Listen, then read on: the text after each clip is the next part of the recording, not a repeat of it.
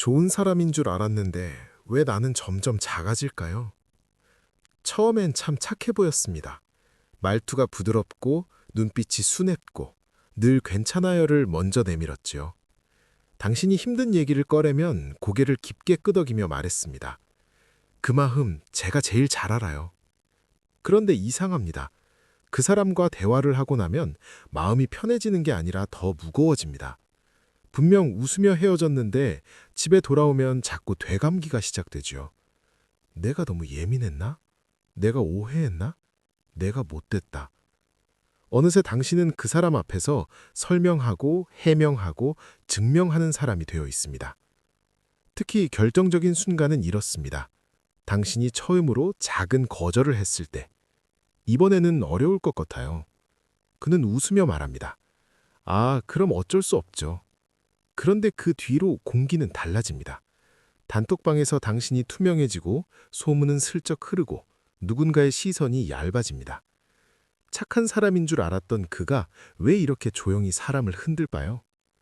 오늘은 그 질문에 답하겠습니다. 착해 보여도 교활한 뱀 같은 사람은 어떻게 움직이는지, 그리고 우리는 어떻게 다치지 않고 빠져나오는지, 철학과 심리학으로 칼날처럼 선명하게요.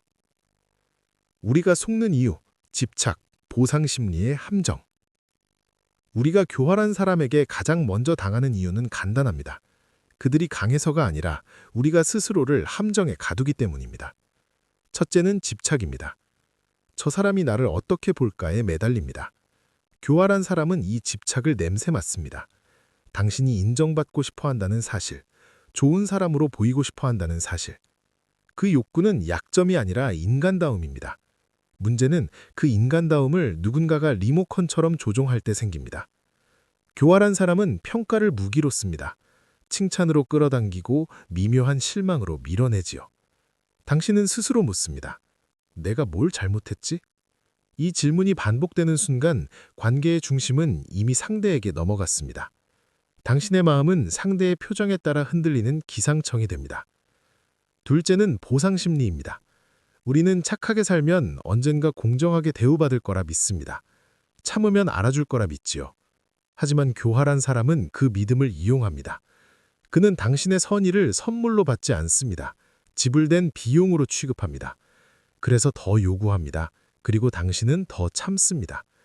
왜냐하면 이미 많이 줬으니 여기서 멈추면 손해라는 느낌이 들기 때문입니다. 심리학에서는 이를 매몰 비용의 함정이라 부르지요. 이미 쏟아부은 시간과 감정 때문에 빠져나오지 못합니다. 셋째는 정의감입니다. 정의감은 인간을 고귀하게 만들기도 하지만 때로는 눈을 멀게 합니다. 교활한 사람을 만나면 우리는 이건 틀렸다고 느낍니다. 그래서 그를 바꾸려 하고 그의 잘못을 인정받고 싶어 하지요. 하지만 뱀 같은 사람은 논리로 움직이지 않습니다. 그는 옳고 그름보다 유리함과 불리함으로 움직입니다. 당신이 정의를 외칠수록 그는 더 조용히 당신을 나쁜 사람으로 만들 길을 찾습니다. 그는 직접 싸우지 않습니다. 대신 분위기를 만들고 말을 흘리고 사람의 감정을 돌립니다. 즉, 전투가 아니라 공기를 조작합니다. 결국 이 사람의 무기는 무엇일까요? 폭력이 아닙니다. 당신의 마음을 당신에게서 빼앗는 것. 그게 뱀의 방식입니다. 물지 않아도 독은 퍼집니다. 깨어있는 거리두기 6가지 방법. 무관심은 차가움이 아닙니다. 무관심은 그 사람의 방식에 내 마음을 내주지 않는 정심의 기술입니다. 깨어있는 거리두기는 상대를 무시하는 게 아니라 내 삶의 중심을 되찾는 겁니다. 1번. 패턴을 기록하십시오. 말이 아니라 반복을 보십시오. 교활한 사람은 말이 좋습니다. 그래서 당신은 말로 판단하면 흔들립니다. 대신 패턴을 적으십시오. 친절 뒤에 반드시 요구가 붙는가? 거절하면 분위기를 차갑게 만드는가? 책임은 피하고 공은 챙기는가? 사람 사이에 소문을 흘리는가? 패턴은 거짓말을 하지 않습니다. 기록은 당신의 정신을 맑게 합니다. 2번. 정보 다이어트를 하십시오. 마음을 줄수록 칼이 됩니다. 뱀 같은 사람은 사생활을 먹습니다. 당신의 약점, 고민, 관계, 경제 사정. 그 모든 건 언젠가 협상 카드가 됩니다. 그러니 친절하되 깊이는 주지 마십시오. 요즘 이런저런 생각이 있어요 정도면 충분합니다. 세부는 당신의 성역입니다. 3번. 거절은 길게 하지 마십시오. 설명은 먹이가 됩니다. 착한 사람은 거절할 때 이유를 길게 말합니다. 그 길어진 이유를 상대가 잡고 흔듭니다. 그러니 짧게, 단정하게요. 이번엔 어렵습니다. 그건 하지 않겠습니다. 그 방식은 힘듭니다. 끝입니다. 설명은 설득이 아니라 때로는 약점 공개가 됩니다. 4번. 감정이 올라오면 속도를 늦추십시오. 뱀 같은 사람은 당신의 즉각 반응을 유도합니다. 화내게 만들고 변명하게 만들고 흔들리게 만들지요. 그러니 한 박자 늦추십시오. 말을 늦추고 숨을 깊게 들이마시고 확인해 보겠습니다. 라고 말하십시오. 속도를 늦추는 순간 그는 리모컨을 잃습니다. 5번. 경계는 문장으로 세우십시오. 마음으로만 경계를 세우면 무너집니다. 문장으로 세워야 합니다. 그 표현은 여기서 멈춰 주십시오.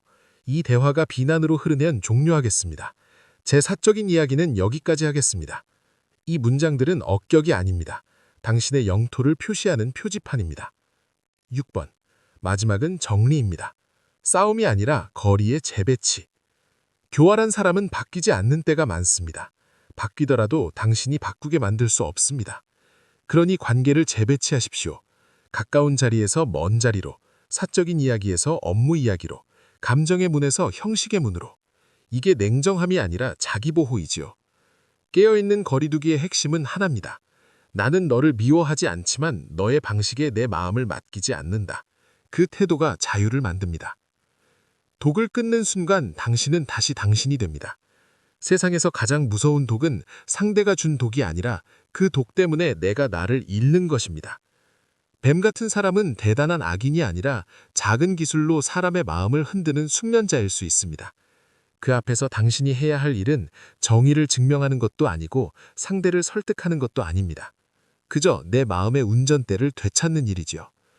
당신은 좋은 사람으로 보이기 위해 태어난 존재가 아닙니다.